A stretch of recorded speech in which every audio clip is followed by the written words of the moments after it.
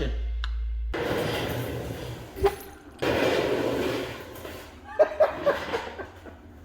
Hey, you guys ready for some more Buick content? We're going to get the timing cover, oil pump, and distributor bolted on this thing. We're going to do the sketchiest wiring you've ever seen to try and get this thing to crank over. Spoiler, it doesn't.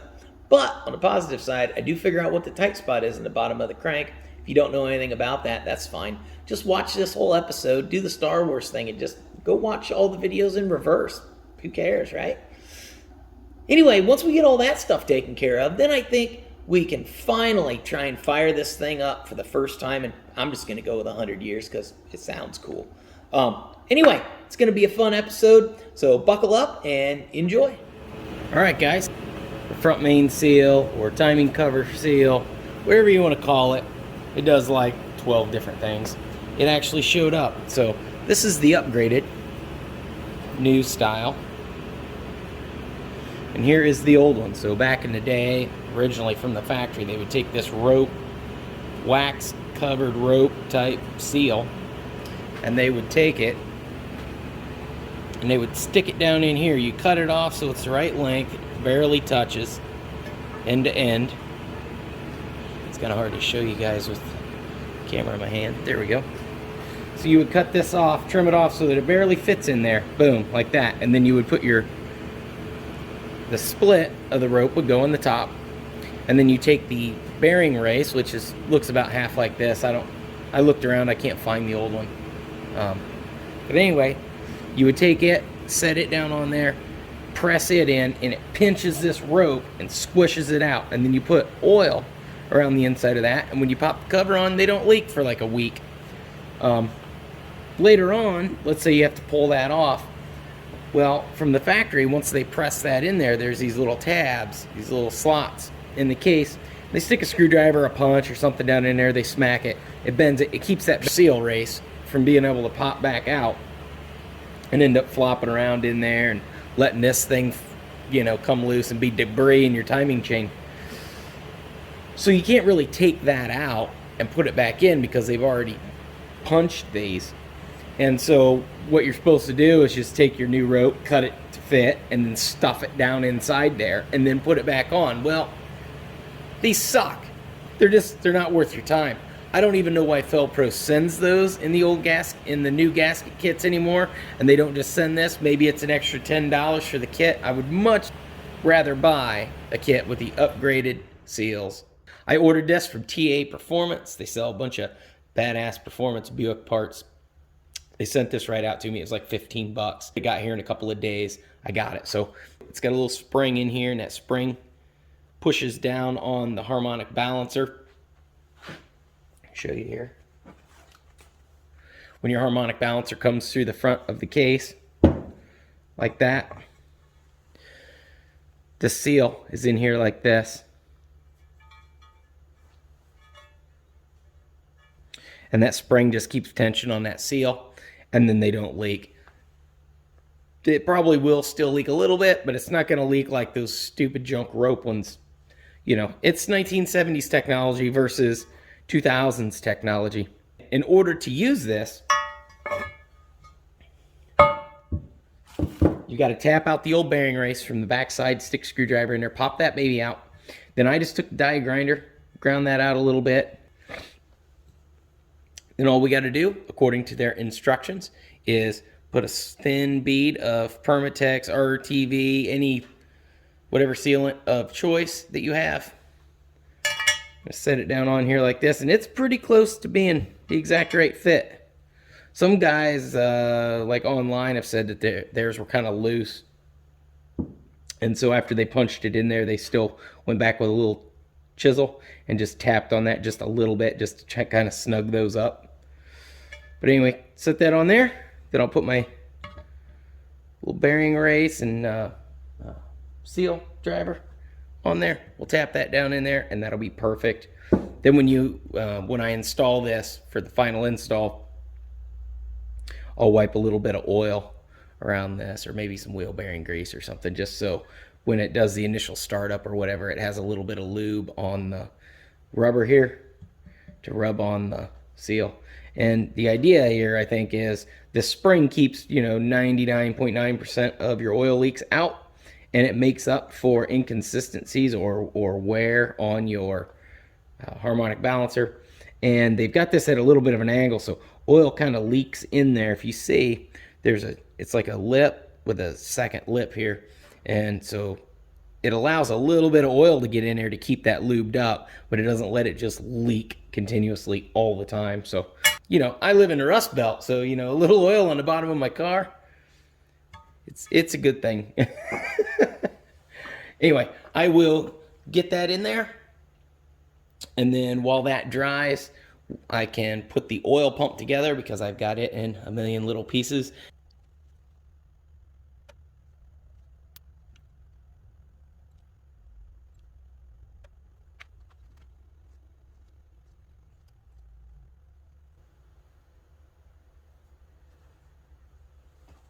Okay, I've already wiped that out with alcohol. And one thing that really drives me nuts, guys, is too much Permatex. Don't use too much Permatex. Just a thin coat around there is all you really need. You don't want this shit oozing out everywhere and getting lost in your oil pump and everywhere else.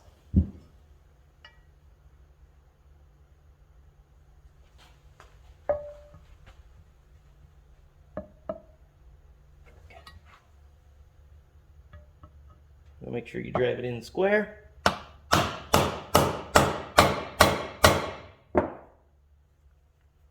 Just like that. She's in there. See what I'm saying about the Permatex? I had a super thin coat on there and it's still oozing out around the outside edge.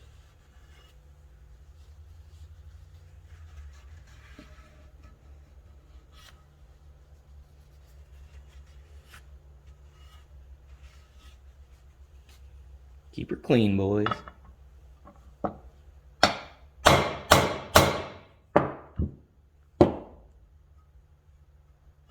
Perfect. All right, so we're almost ready to get this oil pump slapped together and get this timing cover back on the front of the motor. But they sent me the full oil pan gasket. They didn't send the little short one to go right around here because they assumed I had the oil pan off. I wish that they would send both and then you could use whichever one you needed. Now, a quick fix would be I could simply lay this up here, line up my bolt holes right like this, cut this off here, cut this off here with scissors, X-Acto knife, whatever your flavor of choice is, and then use the front piece of this as that little short stubby gasket. I don't want to do that because I may have to pull this oil pan later because we still don't know if the bottom end may have a spun bearing or who knows what's wrong with the bottom end, and I don't want to have to buy a whole nother gasket. So what I'm going to do is I have the old make a gasket like your grandpa used to have to make gaskets for, everything. Washer and dryer, the lawnmower, the neighbor's weed whacker, you name it. I've cut a chunk of this. It's going to fit right on here. And what I'm going to do is I'm going to take this, hit this oil pan gasket here. I'm going to lay it right down on top of here. I'm going to trace it. I'm going to cut it off just a little bit larger than what it needs to be. Get it, a rough size. I'll have all my holes will be in the right location. I'll just trim it out with a pair of scissors. To punch out these holes, I'll mark those holes where they're supposed to be, and I'll use an X-Acto knife. I can cut all those holes out. We'll trim it up, and then if we have to pull this oil pan later, we'll still have this gasket.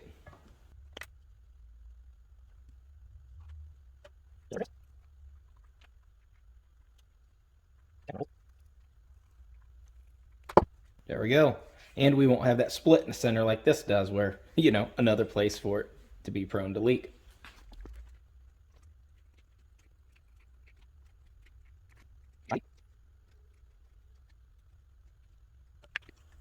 That fits pretty damn good. Our holes here are actually in about the right spot. So I'm going to get a couple of things to poke down through there. I'll poke all 4 of my holes, and then we'll just open those holes up a little bit. Trim our gasket there, and anything around the edge that needs trimmed.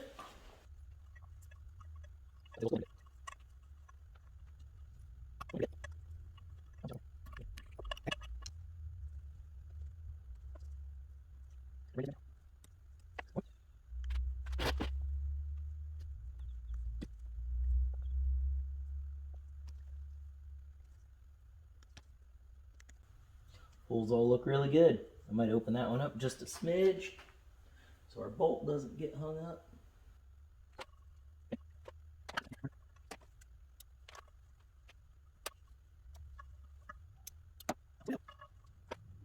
Okay guys, that looks really good.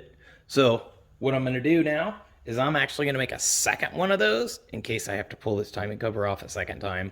I've got an extra gasket. I don't have to try and trace a whole nother one and figure all that crap out. I'll just trace another one right now and I'll have a spare.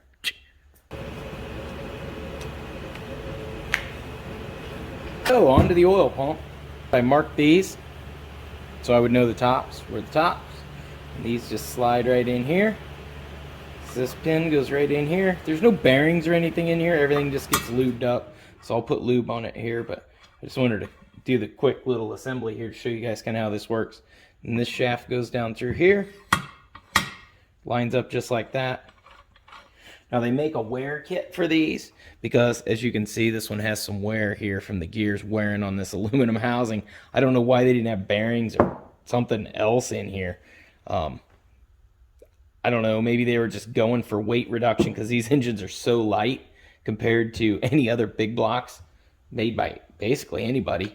But then your distributor shaft comes straight down through here, slides right down in the end of there, and that's what drives the oil pump. Now on Buicks, they have a problem with them oil pumps not priming when they're empty and first installed, so they tell you that you should pack this entire housing here full of Vaseline and then continue your assembly. Bolting everything on. Wrong direction.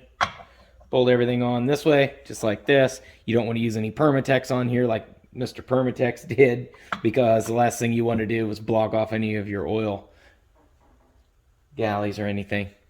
So we've got our gasket. It's going to go on like that. And then we'll torque it down to spec. I got to pack that full of Vaseline, obviously. Then this will go on top of there. Boom, like that. Now there's a pressure relief valve. It's right here. The way this works is this spring goes inside here, just like that. This will slide right up inside here. Boom.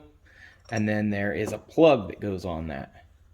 The plug, let me show you here. Plug is right here. It's got a little gasket that goes on there. Again, I ordered that whole engine gasket set. Did not come with the gasket that goes around here. So I went to AutoZone, and there's my old gasket. You can see it's broken into a couple pieces. There's my old gasket there that broke in half. I mean, I wasn't going to reuse it because it's junk. But the kit had this gasket, which is actually metric, not standard. In communist measure. So I'm going to have to figure out a way to open that hole up just a little bit without destroying that gasket. But I don't think that'll be too difficult. Maybe a drill backwards, run it by hand, or I don't know. I haven't come up with a plan for that yet, but whatever it is, it won't be too terribly difficult. Maybe a little Dremel kind of run in there, a piece of sandpaper. I don't know. I've got lots of options. Just needs to open up just enough to slide that on there. And that will screw on to here. So these go in here. It's got that little slot in there. I assume that's so it can get oil all the time as that shaft kind of rotates, no matter what position it's in. No matter what position it's in, they've got this little slot here in the front and the back. If you can see down on the back side of there, they got that slot there. So if this is in this direction,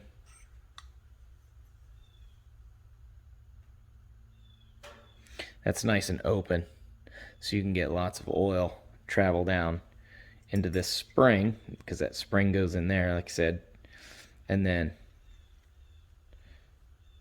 this screws down on the top of that with the gasket, of course. And it's my understanding that that's the pressure relief valve. I don't know. Can't guarantee that. Just kind of know how it came apart and how it needs to go back together. I'm going to align that direction so that it has the most space there, and I'm going to put oil inside there, and I have assembly lube, so I'm going to put assembly lube on all this stuff when I put it together just to make sure that nothing prematurely wears out. But you know, you could put this in backwards, or even if, let's put this in here a little sideways.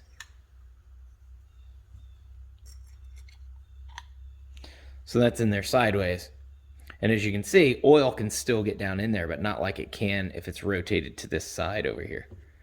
So I don't know if that rotates in there, or it's allowed to vibrate and rotate in there, or what the deal is there. I'm no expert. I'm just a redneck trying to wing it.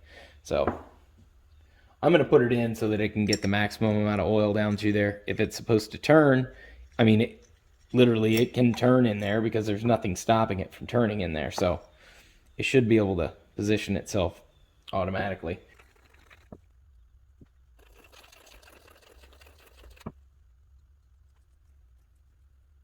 Boom. Rat tail file for the win. All right, so I'm just going to put some of this Ultra Slick in here.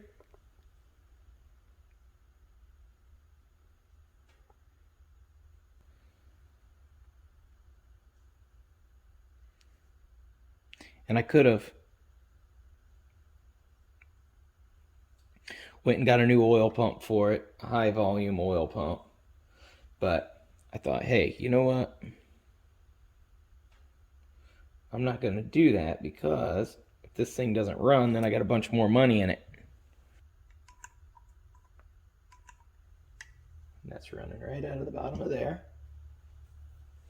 So that's going to be a mess. Hold it like this, it shouldn't leak.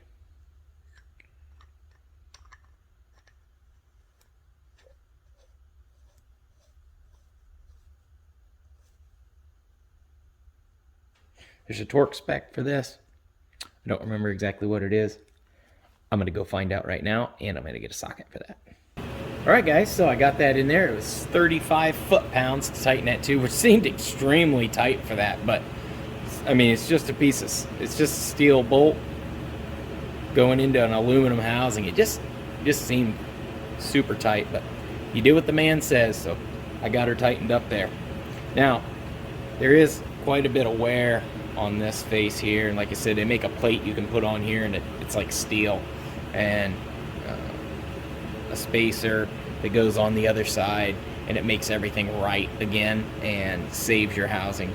But I don't think we need one of those to get this thing fired up and see what we get. Like I said, if I put a high volume pump in here, I'll deal with all that at that point in time. So they want me to, according to the old instrucciones and everything I've found on the interwebs, they want me to pack this baby full of Vaseline and then put my gears in there. What I'm going to do is I'm going to put a little bit of this Ultra Slick engine assembly lube down inside this hole. I'm going to put the big shaft in there. Then I'm going to put some assembly lube on my gear. And I'll do the same with this shaft. I'm going to take this big shaft here, I'm going to put assembly lube on it, I'm going to slide it down in there, get it all lubed up really good, and then I will pull the gears out, put Vaseline in there, and then put my gears back in. And then at least I know they've got assembly lube where they need it. Yeah, the Vaseline's going to ooze out places or whatever, but it's going to give it lubrication as well. It's what it calls for. They've been doing it like that for 50 years, so we're not going to reinvent the wheel, guys. So it's going to make that difficult because trapping all that air in there. Go in there.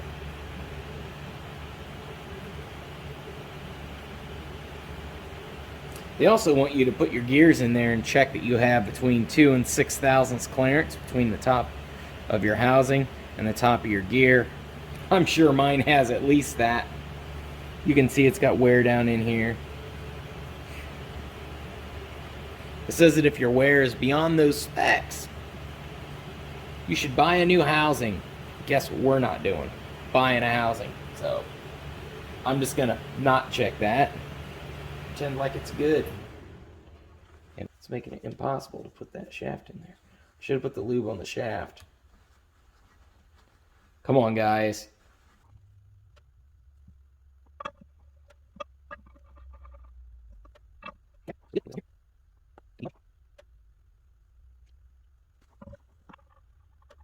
Okay, so got that in there. Now, I'm going to pull those back out of there, which might sound crazy.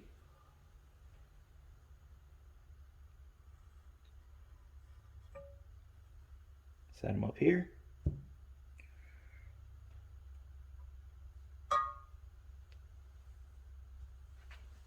going to get a glove on, and we will pack this full of Vaseline. After we get it running, then we'll change the oil once we get oil pressure and everything else going good.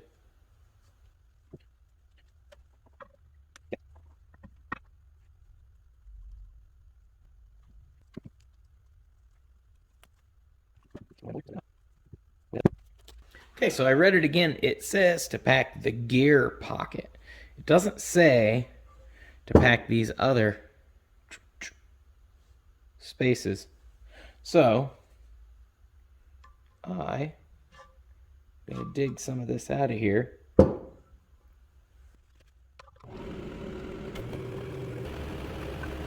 We'll learn together and see if I screw this all up. All right, guys, so I'm supposed to install my gasket and torque these bolts down to 10 foot-pounds evenly.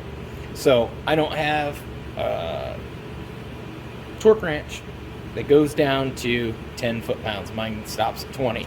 I do have a quarter-inch drive that's in inch-pounds. So in order to figure that out, you take your foot-pounds, you times it by 12, and that will give you your inch-pounds. So we need to do 120 inch-pounds, and we need to do it evenly.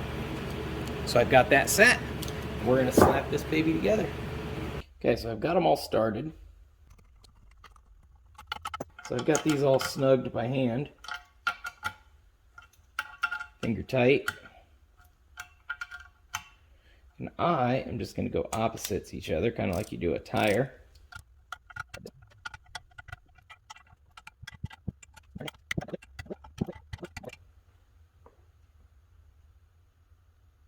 That didn't feel good.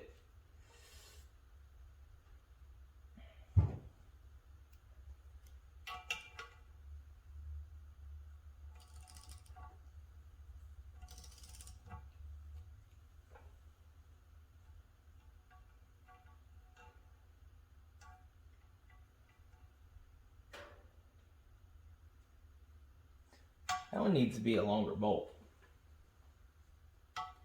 Is one of these longer? That one's longer. See the difference? So hopefully when that felt bad, it didn't tear those threads out. Put this one in first.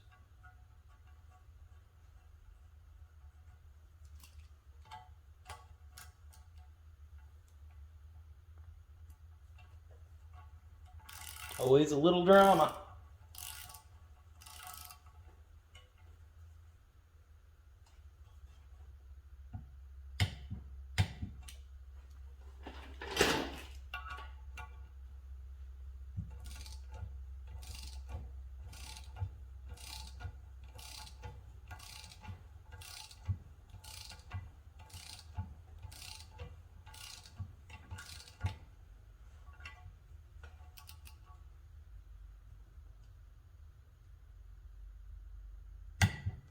Perfect.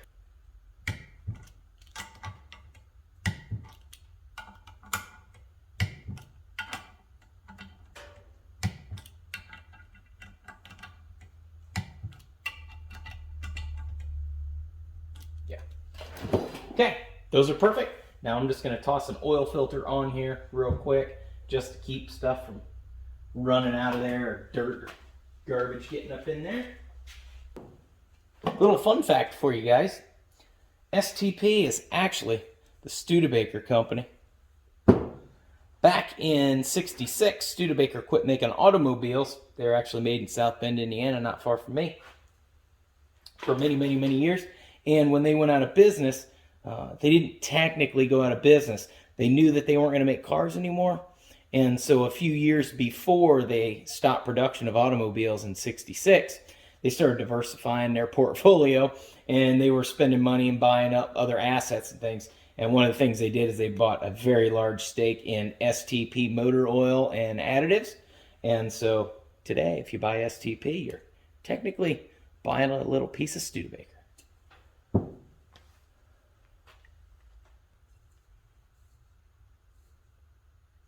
There, that'll just keep dirt shit from getting in there. All right, so we're gonna install the water pump. I got the water pump all cleaned up. The bearings in it seem pretty good. Once I clean some of the slime out of it, doesn't feel gritty, nice and smooth, everything else. So you can install this gasket without Permatex or anything like that, or silicone, whatever, RTV. But because this surface is pretty banged up and beat up, I'm just going to put a real thin coat of Permatex on there. I just happen to have this Optimum Max Flex, whatever stuff. I'm going to put a thin coat on there. We're not making a gasket. We're just, helping it fill in any imperfections in the aluminum case. And we're going to set this gasket on there. We're going to do the same thing on it. A thin coat on there. Then we're going to set our water pump on there. 4 of these bolts actually go all the way through the water pump and pull the timing cover onto the engine. So that's why I'm going to put this water pump on first, and then while it kind of sets up a little bit, start working on putting this timing cover back on the engine. We'll be making some big moves. Then we can drain the oil, start getting the distributor in this thing, get some oil pressure, start doing big things instead of just having piles of parts. So anyway, just put a thin coat.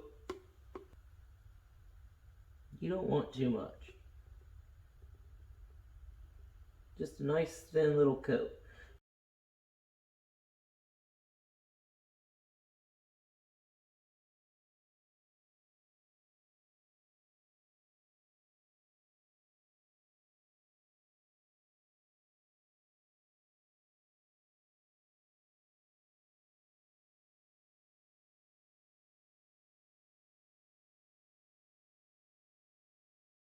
Okay. Call that good.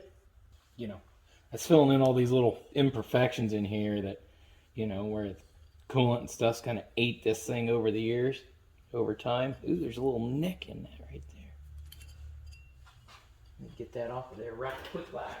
There we go. Good to go. Set this right down on here.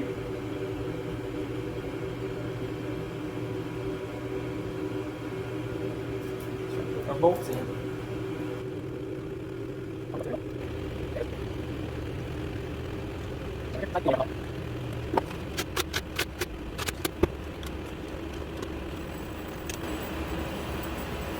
Yeah, there's all those for now.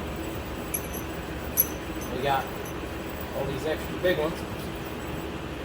So now this gasket I'm going to put on, and it's got the oil and all that other stuff in the same spot. So the big problem I'm going to have is the cork gasket on the bottom. It's going to want to bend because it's actually it's been concave for a long time, so that's going to be kind of tricky getting that on there. But I've got all my bolts here.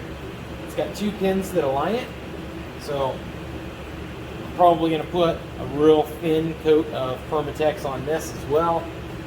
It really doesn't need it, so I'm not going to get aggressive. I'm going to do about the same thing we did there, just super thin, because I don't want it gushing out and getting into all these oil galleys and stuff.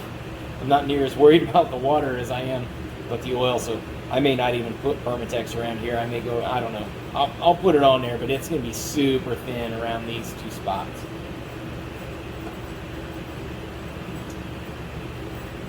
Flip this over. Oh, I better pull my bolts out. Always make sure you find all your bolts and you know where they go before you start slinging the Permatex around. Well, I got it on there. Sorry you guys missed that one, but I thought I hit record and then I started working, and once I had Permatex going. You know, it's time to just go. As you can see, I don't have it oozing out everywhere like Permatex got. I got to put the harmonic balancer on there. Once 200 foot-pounds, I'm going to try and put it on there without turning the engine over, which is going to be a little difficult since I have no other accessories attached to it, because I really want it to stay on top dead center, so that putting the distributor in is a lot easier. Maybe what I'll do is just stick the harmonic balancer in there and put the bolt in a little ways and leave it loose.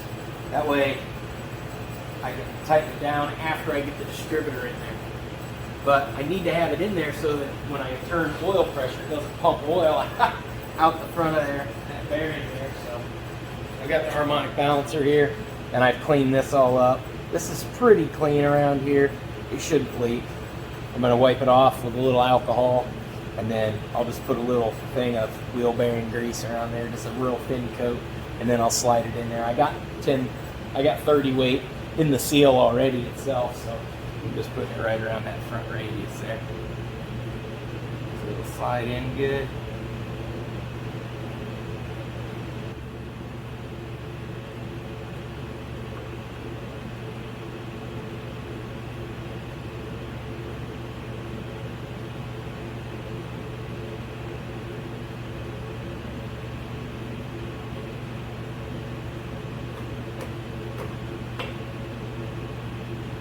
Right on. Get our washer. Oh.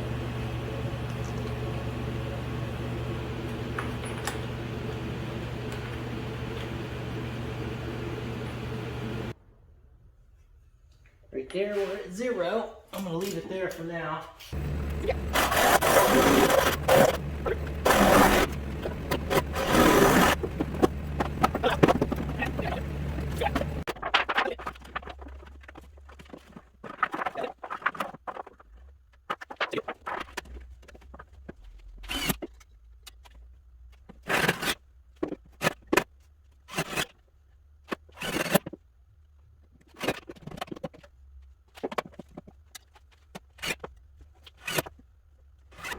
Perfect. All right, so Matt and I are out here working on the Buick. Say hi, Matt. Hello. Yep, he's gonna clean up the old fuel line there on the wire wheel. I've got a set of triple gauges, just some cheapies, got over at Harbor Freight. They were on sale, under 20 bucks. I need to prime the oil pressure, so we've got an oil pressure gauge here.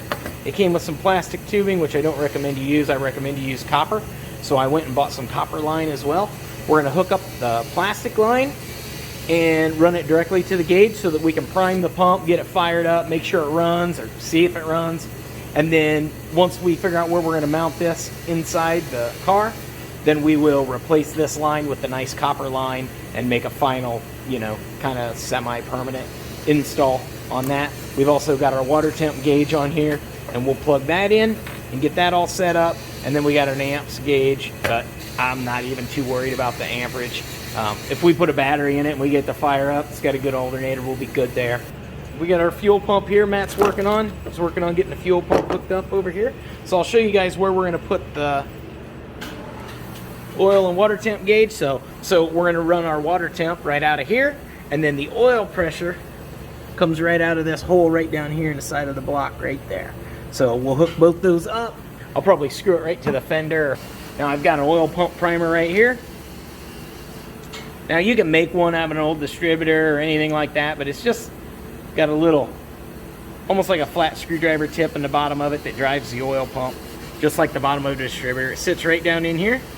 You turn it till it lines up with your pump. That little bushing sits down in there, or spacer or whatever, and then you can hook your drill right on here and you can prime the whole engine, make sure you're getting oil everywhere. So again, that's another reason why we want that oil pressure gauge over here on this fender, so we can prime this thing up, make sure it's actually getting oil everywhere and the pump's working and all that stuff before we screw around trying to start it, hook the starter up, wire it up, and toss the distributor in it, find out we already have major issues. That would not, I'd much rather find out now than later. So I also got our fuel cell.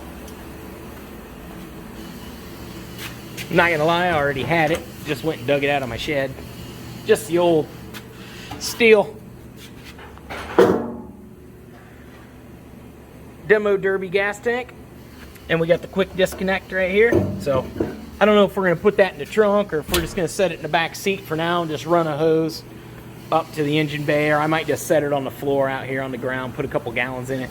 Once we get it fired up, see if it runs good, then we'll go from there.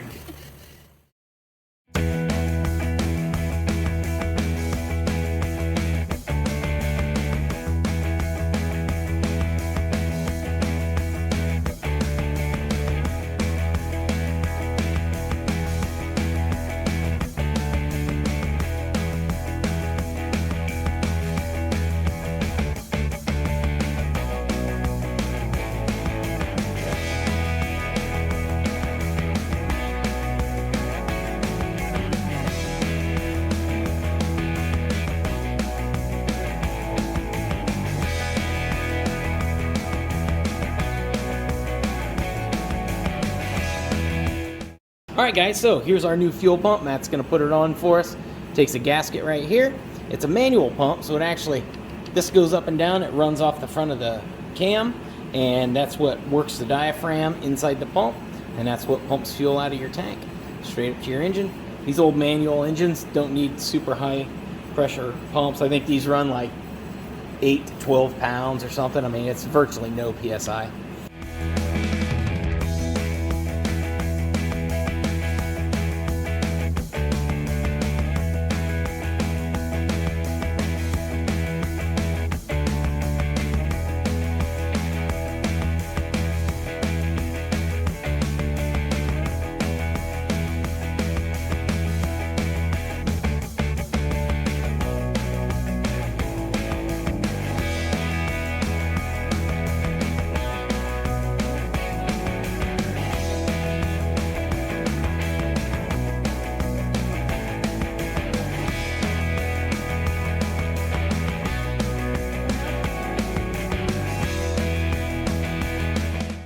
Got some 1030 here, and I got, I don't know, a little bit of Marble Mystery oil left over from other stuff. So I'm going to pour both those in there, hook up our oil pressure gauge, and then we're going to see if we can get some oil pressure in this thing. Now I know a lot of guys use diesel oil and a bunch of other stuff, but Valvoline's made in the USA, USA company. So I always just use Valvoline, and of course 1030, and I usually put a zinc additive in old engines. But we're just going to get oil pressure on this and see if it'll fire up. If we get it to fire up, we aren't going to run it for no half hour or anything. We'll just shut her down, change the oil, we'll put fresh oil in it, put some zinc in there so it doesn't, you know, wear anything out or really beat on it. But I'm just going to dump it straight in here. I got my drill on here and my pump primer, and we've got the oil pressure gauge hooked up. So let's see if we can get some oil pressure out of this thing. Uh-oh. Oh, the clutch is set too low. There we go. No more drama.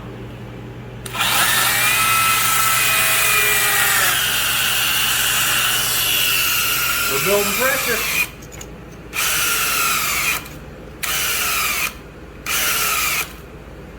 My drill's dying. Hold on, let me get a new battery. We were building pressure.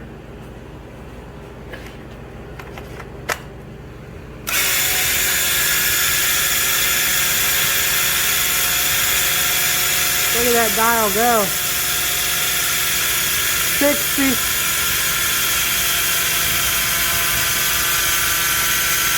It's at 60.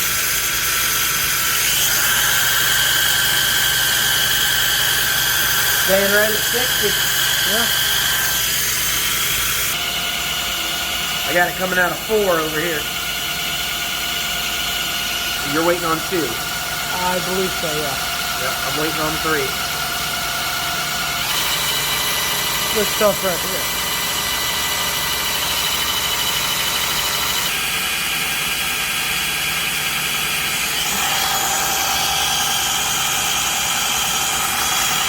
Making it happen. happened, Captain? Smiling in pain, I can tell. I'm getting another one right now. Yep, I'm watching. Mine still got nothing. Yeah, once it fills up the lifter, then it starts pushing that oil straight up the center of those push guides. Yep, I'm Just seeing waiting on this last one here. And you can see it coming up when it's getting close. Well, we got good pressure. Yeah. I'm assuming that those two will pump themselves up once we get the engine running. Oh, probably. Looks like we got an oil leak down there. Where's that leaking from? I don't know. Looks like it's leaking out of the bottom of the oil pump. That doesn't sound good. What's your analysis? Oh, no, it's not. Is it just out of Well, that? maybe it is. It's hard to tell. There's the oil pressure gauge over there, and it looks like it's leaking right here just a little bit.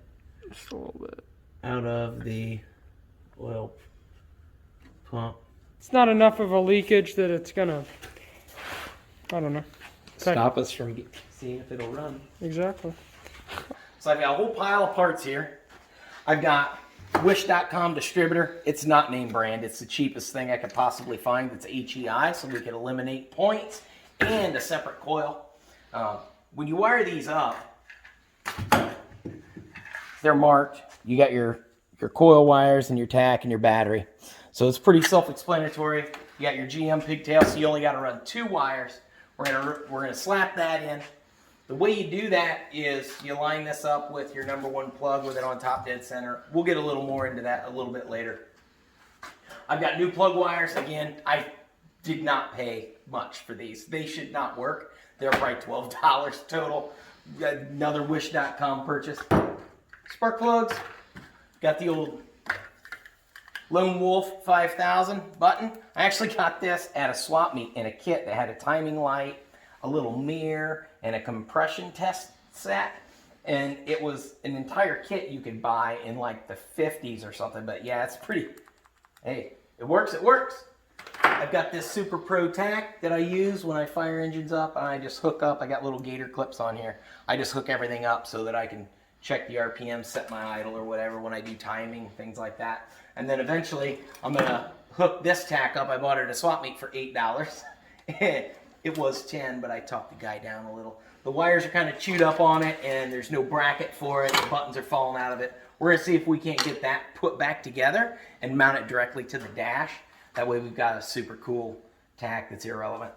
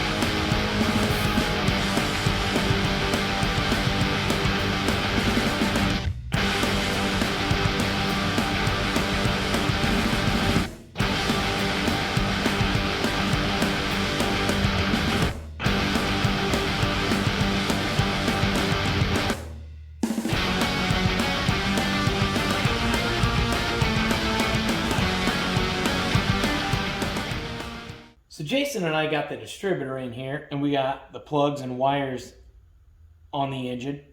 And I just wanted to come back and touch bases with you guys on how to put a distributor in, and maybe go over a few things that I think might help you guys. Now, on a standard small block Chevy and the big block Chevys, the distributor's in the back, not in the front. Now, Olds, Pontiac, and Buick, they're in the front.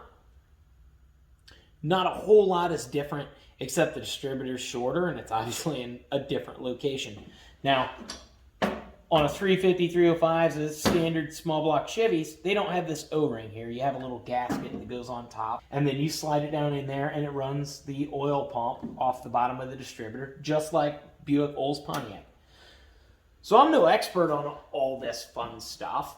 When you drop this in here, you want to make sure that your rotor lines up with your number 1 cylinder on your cap so that it fires in the correct rotation. And you also want your engine on top dead center, which we have right here. Now you can either be on top dead center on your compression stroke or your exhaust stroke. The only way to tell that is if you have your valve cover off like we do here. So I also put the timing chain on this so I know that we're on top dead center, unless I forgot and I actually rotated that around. I don't know. We'll find out. But you should be able to put this on top dead center. You should be able to line your rotor up with your number 1 spark plug. Now what I've done here is I've made a little permanent marker line. And if you remember from our previous videos, I didn't, so I had to go back and look. But when I pulled the old distributor out, the vacuum advance was pointed about here-ish. And so I'm going to have it pointed about there-ish. And that's going to be my number 1 spark plug, which is what the book shows. And everything should work out okay. Now on standard GM stuff with a distributor in the back, a common issue is a guy will drop the distributor in and he's off either a tooth one way or a tooth the other way. And when I say a tooth, I'm saying a tooth on your gear here and your cam down in there because the two mesh together. And if you're off one tooth one way, this thing turns into a dragon and it spits fire right in your face. And if you're off the other direction, it'll fire up and it'll run like crap. You try and set your timing, you do anything you can, and you can almost get her in time, and you'll rotate this baby all the way around, and your vacuum advance will hit the firewall. And it'll run. It'll get you to the grocery store to get some milk and bread. But it ain't running right, and you know it ain't running right. So you need to pull your distributor out, rotate her a tooth, drop her back in, and get it running good. So anyway, like I said, I've made this little mark here. We're going to drop this in here, and we're going to see what we get. Now, if you can get it to drop in, and it doesn't quite go in all the way, but you think it's going to line up right, it's probably your oil pump down in there. The driver is off a little bit, and you can take a flat screwdriver, a really long flat screwdriver, or one of the oil pump primers like I have that we use to prime the oil pump in this, and you can stick it down in there and just turn it a little bit, or turn it, whichever way you need to turn it to get your distributor to line up. So I'll quit yakking now, and we'll drop this down in here. And I'm going to start this back this way a little bit because I know it's going to rotate down in. And it looks like that is about right. Because we're going to have a little adjustment this way and a little adjustment this way to get our timing about right. Now if I pick this up and I move it a tooth this way, I can show you guys that. If I lift this up, you can see as I lift this up it rotates because it's on that tooth. So now if I set it back a whole nother tooth, this would have to be way over here. And that's, the fan's here. So that's clearly wrong, right? So if we lift this up and we bring her back over where I had it. Oh, now that's off completely the other direction because you can tell my vacuum advance is way over here. And our adjustment's going to be right in here, and we've got a water neck that kind of comes up here-ish. So that's probably not going to line up where we want it to be. Because when I pushed it down, look at that. I pushed it down the rest of the way, and now it's way over here. So our adjustment's going to be like right in there, and that does not give us anywhere near enough room. So we need to be right in here where we were the first time. So I'm going to pull this up real slow. And I just kind of keep a little pressure on it so I can feel that tooth. And there it is.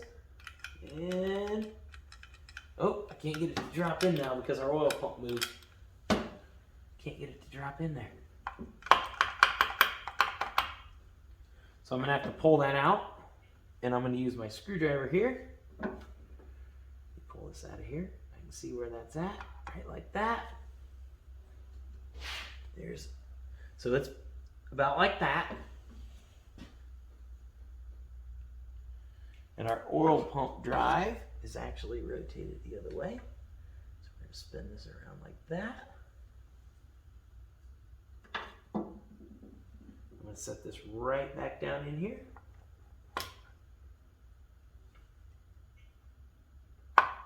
And there it is. Well, nope, that's still off. go off a little bit because this is way over here. And that's going to give our rotation is going to be over here. So we need to be over one more tooth.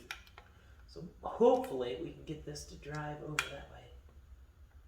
One more tooth. There we go. Perfect. So now when we slap this on here, we've got 2 wires coming out. So this goes right on here like this. It's got a little slot so it can only go on one way. A little notch. I'll show you that little notch here. So there's a little notch right here. This can only go on one way. So if you remember, our rotor's pointed this direction. This plug wire comes out of here, goes around here. I know everything's kind of weird right now because I don't have that valve cover on, but when I put it on, it gets a little better. We just hillbillied some wires. This goes right around here, goes down, goes to our number 1 cylinder. So now we've only got 2 wires that come out of this distributor.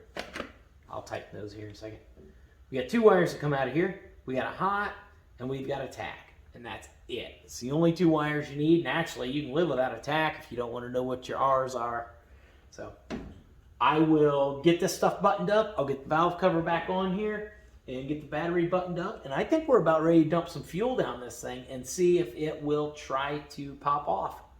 All right, guys, so we're working on wiring here, and I decided to just pull the starter because whoever was in here last time, they actually cut all 4 wires going to the starter and then re-spliced them. You can see that splice there. It's the only one remaining. I'm like, we got to just put new wires on this. Anyway, as I pulled it out, I discovered that mice are living in the dust cover. How did they get in there? It's beyond me. Unless there's, I don't know, a hole in the back of the block or something stupid. How did mice get in there? I'm probably going to have to pull this dust cover now just to get that garbage out of there because I don't want that in there while I'm cranking this thing over. But look at that, guys.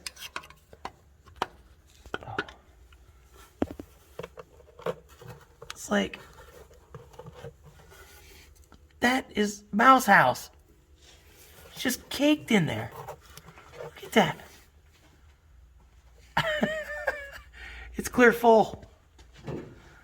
All right, well, I guess we'll clean that mess up.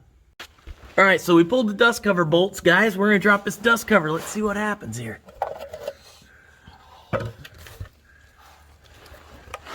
Oh, look at that. They've got shit packed all the way up inside there. Yeah. Look at that.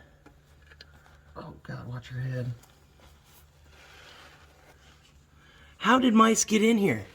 Oh, got the starter back on it, dug all the mouse house, anything else out of there, got that all tossed back on, ripped all the old wiring off. We've got our hot wire coming up. We've got that hillbillied up the best we can since it's side post and our battery's top post. Got this little doohickey here. Of course, our cable's too short to put the battery where it belongs, so we got it cocked over here, tipped to the side. Then we grabbed a ground cable that I had laying around that would reach over here to the engine block. And of course, it wouldn't grab the post because it's wore out. So we cut a piece of sheet metal, shoved it around that, snugged that down, got that tightened up the best we could. Then we put our little lone wolf on here, clipped it onto there, and then we've got our wire coming up that we connect to the battery to get the starter to crank over. And of course, I just put that little clip on there. So anyway, got that. We got her all rigged up to my 1970s Lone Wolf 5000. And we're gonna see if this thing will crank for the first time in 50 years, probably. I don't know, probably more realistically 25 to 30. But anyway, here we go. Uh-oh. We're clicking. That's not good. I've been fighting this starter for a day. I don't know. I got this whole pile down here. The original starter and a starter I had laying around. Starter off a 305 that I had. Honestly, that one there probably would have worked. Except the new one came in finally after 2 days of screwing around. Well, actually, it's only like a day and a half. But anyway, lots of stress, lots of drama. I had all kinds of wiring issues, so I decided to make this rat's nest of garbage because of course that's going to fix everything. So what I did was I cleaned up my terminal, my positive terminal. Snakes down there. A new positive terminal is like, I don't know, $100 or something ridiculous. So I had to splice mine together there to get a good connection. I was getting a crappy connection at the starter. I added a secondary ground that goes up to the block. So I know I'm getting a good ground. I got a brand new ground cable that runs up here straight to the block. So we got a good ground there. I put a block ground back there when, I don't remember when, put the intake on or somewhere back around those days. So it already had a block ground. And so anyway, I got that stuff all figured out. And then I decided that I was going to use my temporary tack that I keep in the cabinet over there. And I hooked it up, and it's running this little gator clip here. I know it's black, but it eventually turns red and runs to my tack as a hot. It's also going to hold the positive that is also black off of my distributor to give my coil a positive charge. And then I've got this white wire, which is also not red, and it's going to go to positive, and it is going to crank the starter over. And then once it's, I don't know, starts, fires, explodes, who knows what's going to happen. I'm going to take it off the battery, hopefully.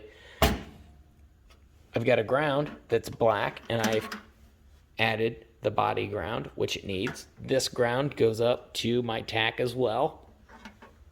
So the only wire that's the correct color is actually the ground wire, and everything else is just pretending to be a ground wire that's actually a hot wire. I know that sounds sketchy. It is, but that's the way it is. We're pretty much ready to just dump fuel straight down the gullet, crank it over, and see if this thing chokes, pukes, or explodes. I don't know what's going to happen. So I don't have a fuel line or anything hooked up to this. We're just going to dump fuel straight down the carburetor, see if we can get her to kick off. If it kicks off, that's a good sign. And then I'll work on fuel line to an external tank. We'll get the fuel line run up here, filter. We'll do lots of stuff. But until then, we're just going to crank. Cross your fingers. Ooh, that's plenty. Hold your hats. The button will work. Come on. Come on, baby. Don't do that.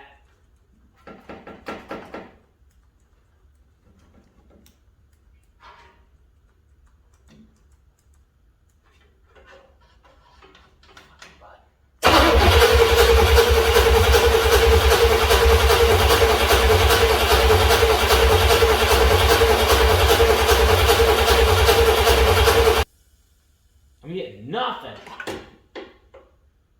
It's not even trying to fire. Oh, we got a plug wire off. Well, that's not going to help anything. What's on there?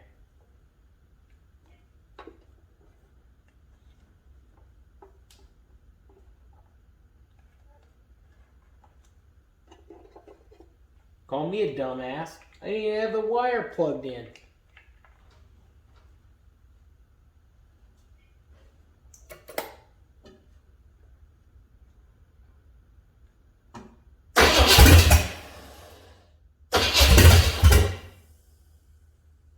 Change the timing just a little bit. Maybe we need to go this way.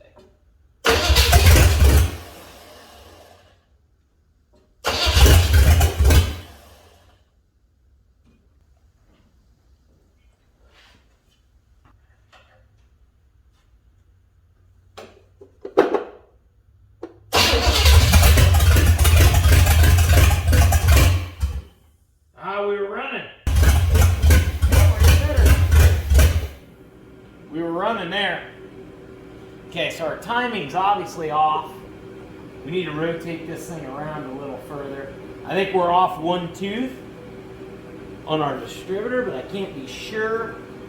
It's hard to tell when I can't rotate it around hardly without destroying this plug wire here. This one's like screaming for mercy. There we go. We ought to be able to get this thing make some fire now. Timing ought to be a lot better. Our steering pump's just dangling down there. It's all grumpy.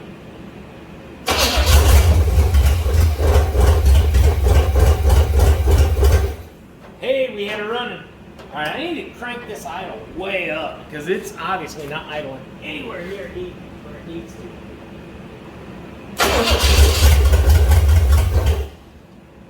There we go. That sounded a lot better.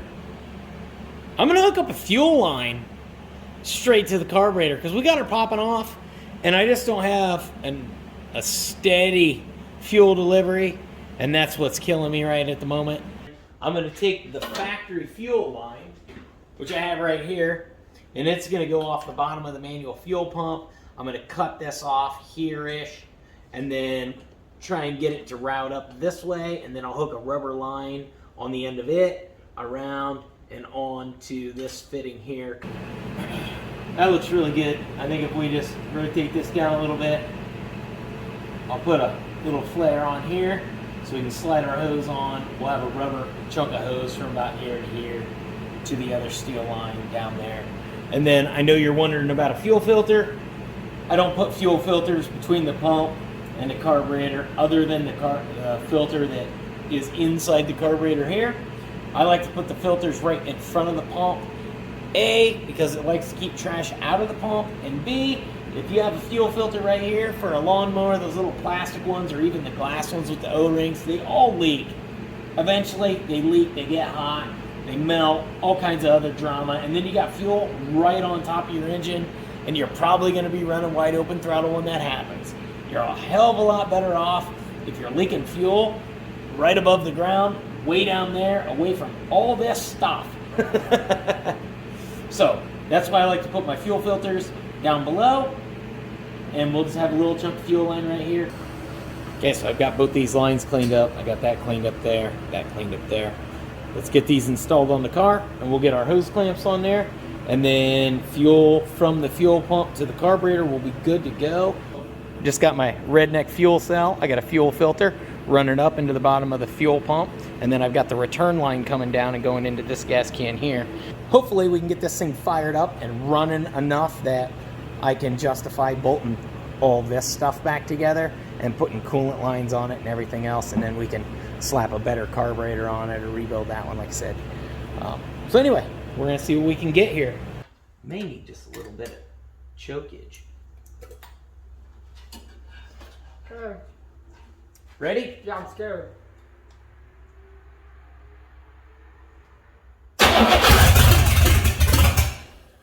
What was it?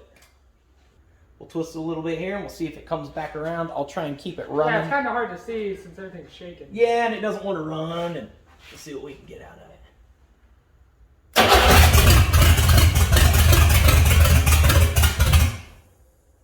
Where was it there? Still pretty high up. Well, maybe that's lower. I think that's lower.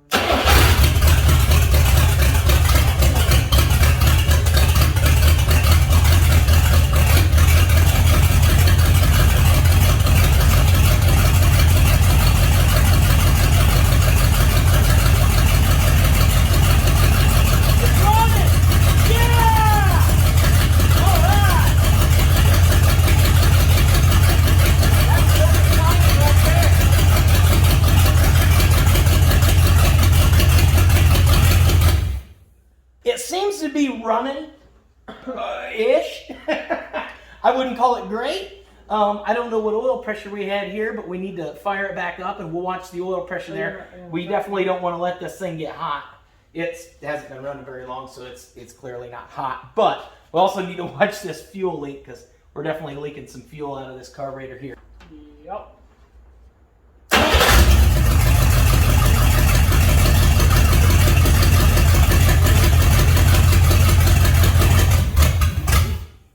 Oh, it don't like fuel. Right? It did not like that. Yep.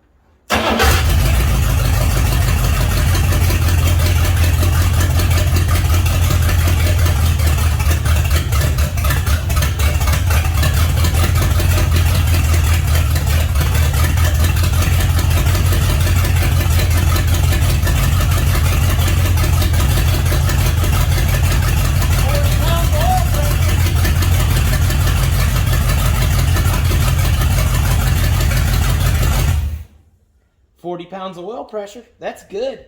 Those are good numbers. Yep.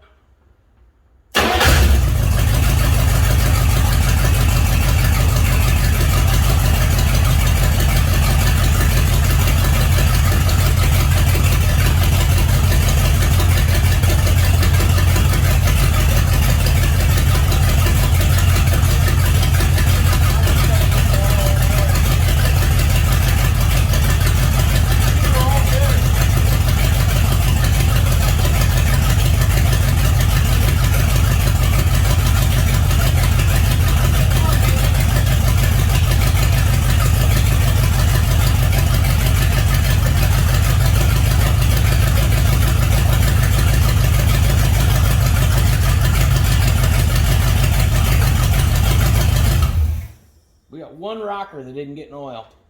Are you guys as surprised that this thing runs as I am? Especially given the way the heads looked and the intake, the whole car in general, when I started working on this thing. Carmen wants to live. So I'm gonna let her live.